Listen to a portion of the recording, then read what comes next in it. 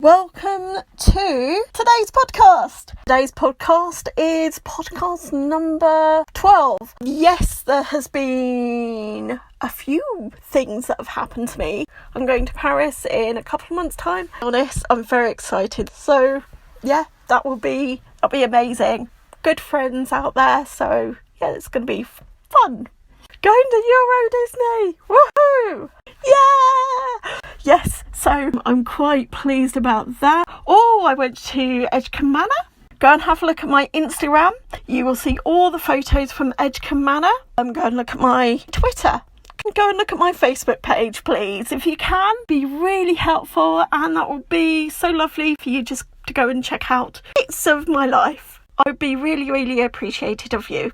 Thank you very much. 3 articles today. First one is a brick beach. Now, we'll have a little read of that in a second. And the second one is the Titanic. Something from the Titanic. We've got a trial of the week, but the trial of the week is, it's nothing to do with history. It's more on the funny side. Article 1.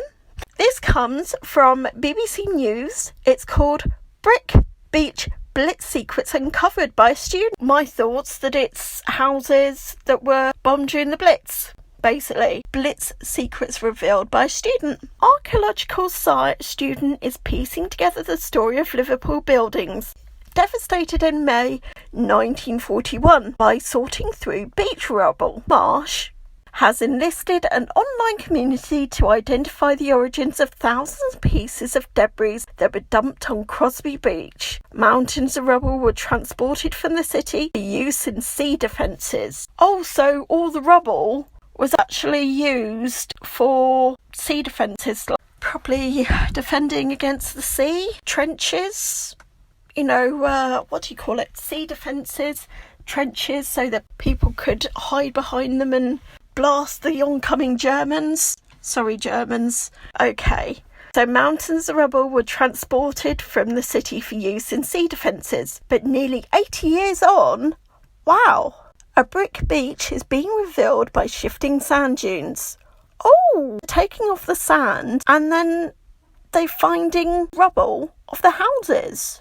I can see people's lives, people's homes among the rubble, says Miss Marsh, who is completing a research project for her degree at University of Durham, based on her searches at the beach. For 7 nights in May 1941, German bombers tried to flatten the city port, which was vital to the Allies for war effort. More than 4,000 people were killed or injured. Oh, that's sad. Oh, no. And about 70,000 oh my goodness, were made homeless as houses, shops, offices, hospitals, factories crumbled in the onslaught. Miss Marsh from Manchester has been on a mission to discover as much as she can about the buildings behind the bricks, stones, tiles at Crosby since she visited the beach with her family. I told my professor what I'd found out, she says, and he said, "You are on to something." Ooh. Come across something, I will put it on Twitter, and within minutes, people who are experts in this field and people who have lived in Liverpool all their life know the style of architecture, and they can be really helpful. She added, trying to find the records of what was placed on the beach is very difficult. You've got to think of the scale of destruction. Yeah, from what I gather, half the city was destroyed. A combination of her own photo search engine, street views, aerial footage archived, as well as snaps from Twitter followers, has enabled her to cross-reference the change in many areas where it was bombed. She hoped her research will become a long-term project. Oh, wow. There's mountains of brick and stone from the bombing were converted into sea defences. Wow! So they actually built all the sea defences from the bombed out buildings. And literally, there's like Roman stone pillars. I don't know what that would have been from. So, yeah, that's my take on Article 1. Article 2.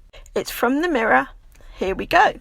Apparently it's an advertorial. Alligator skin bag among the items salvaged from the Titanic, kept at a secret warehouse. Ooh. April 14, 1912 was a moonless evening with calm seas.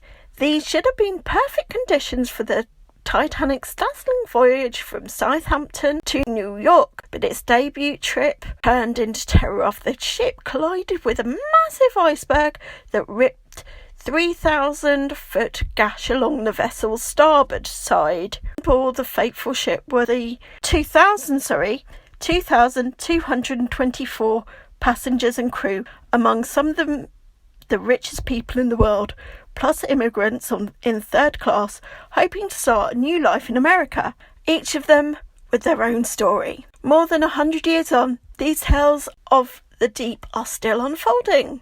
There was a programme of Stories from the Deep, Titanic, which it revealed that some of the 5,500 unique artefacts, personal belongings that were lost at sea on the fateful day, as a team of researchers recovered some of the treasured objects from the wreckage 12,500 feet below the surface of the sea.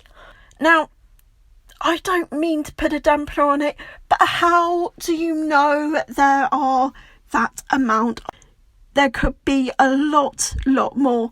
Think of the people's lives, people's possessions, what people did, everyday objects, combs, plates that they ate from, everyday stuff that people had went down in the wreckage. You can't put a number on how many items there are. You cannot put a number on anything. You can say some of the items, there must be over a certain amount, but how do you know? Because it's like everyday life. Who did these objects belong to?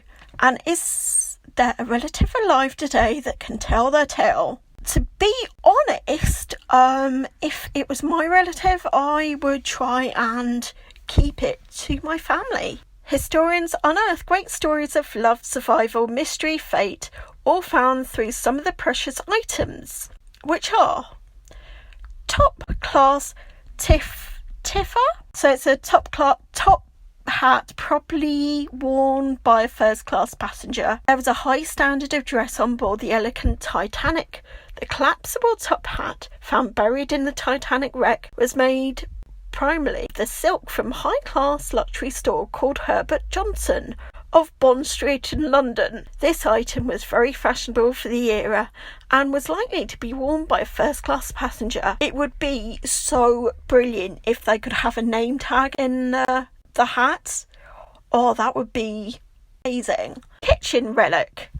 A kitchen hat. It's like a chef de partie hat.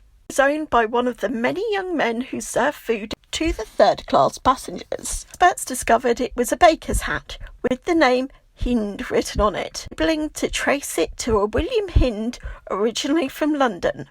Hind would have baked daily bread and made desserts for the passenger. It's got Soul Survivor. That is so not PC. It's unbelievable. Don't like that. Do not like that. It's a shoe. It looks like a woman's shoe, but wait.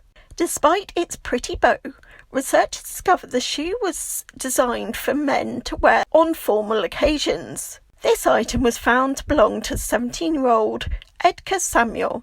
He had originally been booked to travel on the steamer the Oceanic, but when a coal strike kicked in, his ticket was cancelled and he switched to the fateful Titanic. Oh no, that is really bad. Oh no. Oh, I wonder if he got off the ship. Oh, that's really bad. I hope he got off the ship. He's only a young person. Or was a young person. Now, a thorny tail?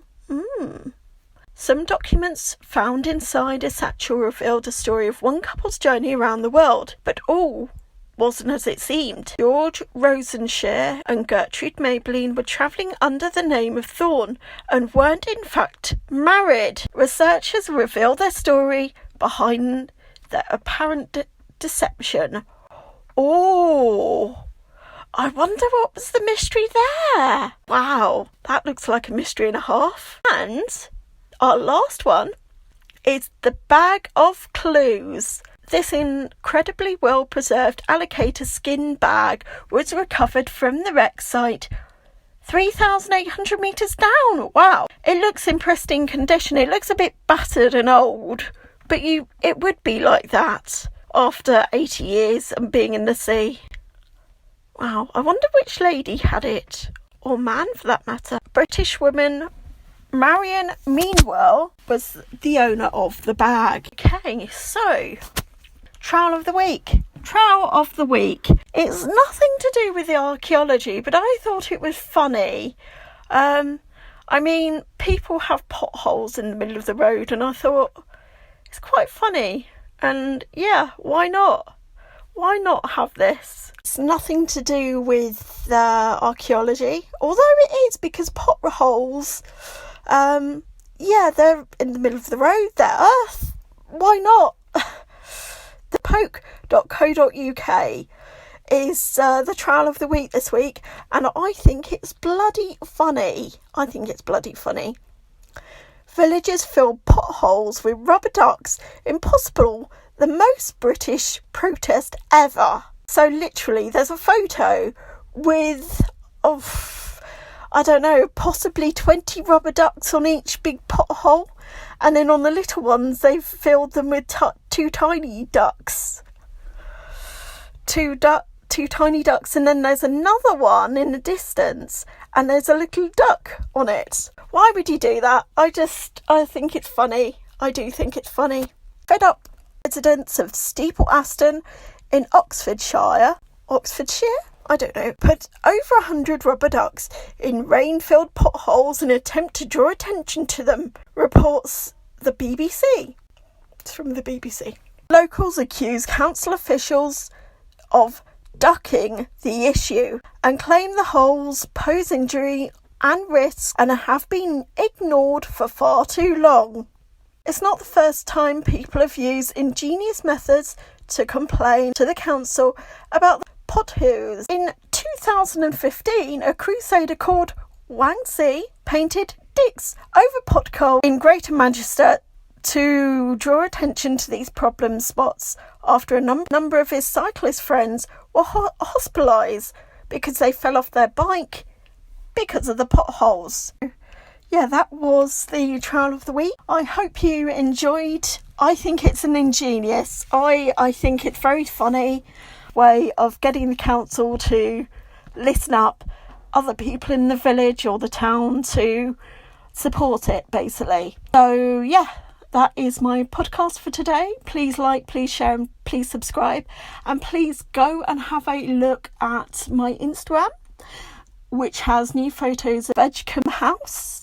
And go and have a look at my Instagram, go and have a look at my Facebook, go and have a look at my Twitter. And please like, share and subscribe, and I will see you soon.